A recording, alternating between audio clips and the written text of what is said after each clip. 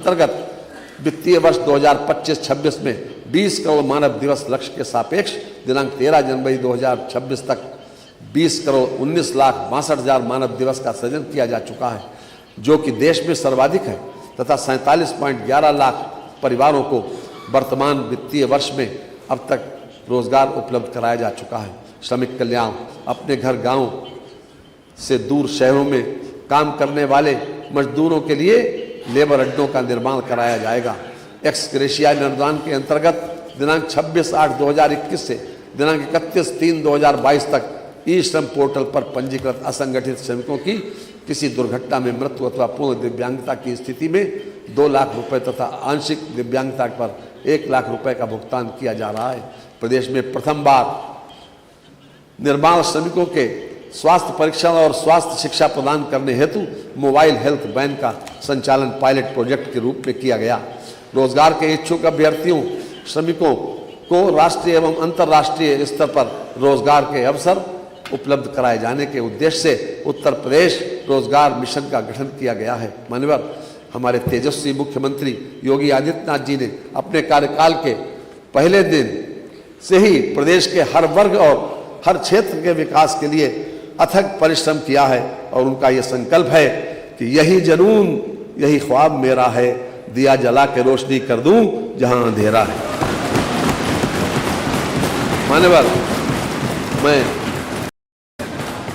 मैं वित्तीय वर्ष 2026-27 के बजट एवं उसमें सम्मिलित योजनाओं का संक्षिप्त विवरण इस सम्मानित सदन के समक्ष प्रस्तुत करना चाहूंगा। वित्तीय वर्ष 2026-27 के लिए प्रस्तुत बजट का आकार 9,12,696.35 करोड़ रुपए है, जो वित्तीय वर्ष 2025-26 की तुलना में लगभग 12.9% अधिक है। इस बजट में पूंजीगत परिव्यय 19.5% है। शिक्षा तथा चिकित्सा हेतु आवंटन कुल बजट का क्रमशः 12.4% एवं 6% है। कृषि और संबद्ध सेवाओं के लिए आवंटन कुल बजट का 9% है। 16वें केंद्रीय वित्त आयोग की संस्तुतियों जिन्हें केंद्र सरकार द्वारा स्वीकार किया गया है के क्रम में वित्तीय वर्ष 2026-2027 में राजकोषीय घाटे की सीमा 3% रखी गई है, जो वर्ष 2030-31 तक लागू रहेगी। राज्य सरकार सुदृढ़ वित्तीय प्रबंधन एवं ऋण नियंत्रण के प्रति पूर्णता प्रतिबद्ध है। कार्यभार ग्रहण करने से पर वर्ष 2016-17 में 29.3% की ऋण वृद्धि जीएसडीपी के अर्थव्यवस्था विरासत में मिली थी, जिसे हमारी सरकार ने वर्ष 2019-20 तक घटाकर 27.9% कर दिया था। परंतु कोविड-19 महामारी के अभूतपूर्व आर्थिक प्रभाव के कारण यह अनुपात बढ़कर वर्ष 2021-22 में 33.4% हो गया। मुझे इस सदन को यह बताते हुए प्रसन्नता हो रही है कि सुनियोजित राजकोषीय प्रबंधन के परिणाम स्वरूप वर्ष 2024-25 में ऋण जीएसडीपी अनुपात को पुनः घटाकर 27% से नीचे लाया जा चुका है तथा आगामी वित्तीय वर्ष 2026-27 में इसे और कम कर 23.1% तक लाने का लक्ष्य है। इतना ही नहीं, बजट के साथ प्रस्तुत मध्यकालीन राजकोषीय नीति में राज्य सरकार इसे चरणबद्ध रूप से 20% से नीचे लाने के लिए दृढ़ संकल्पित है, जिससे राज्य की दीर्घकालिक वित्तीय स्थिरता एवं सतत विकास सुनिश्चित हो सके।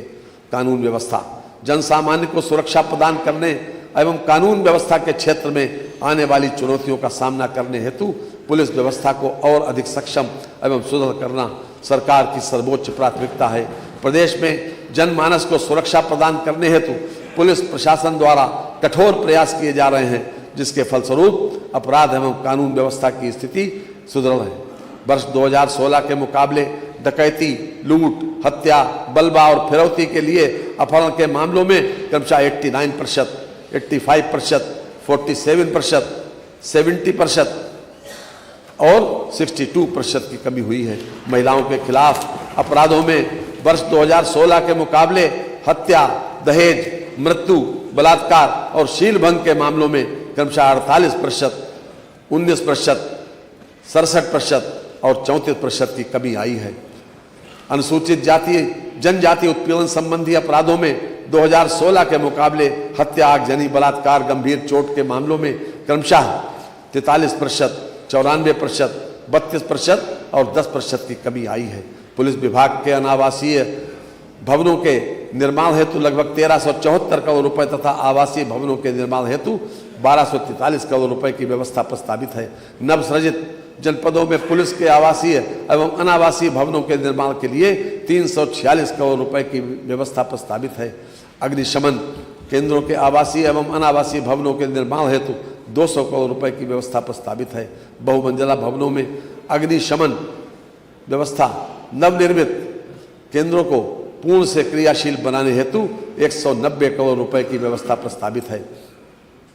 मिशन शक्ति के अंतर्गत महिला बीट कर्मियों के क्षेत्र भ्रमण हेतु वाहनों के क्रय हेतु 25 करोड़ रुपए की व्यवस्था प्रस्तावित है।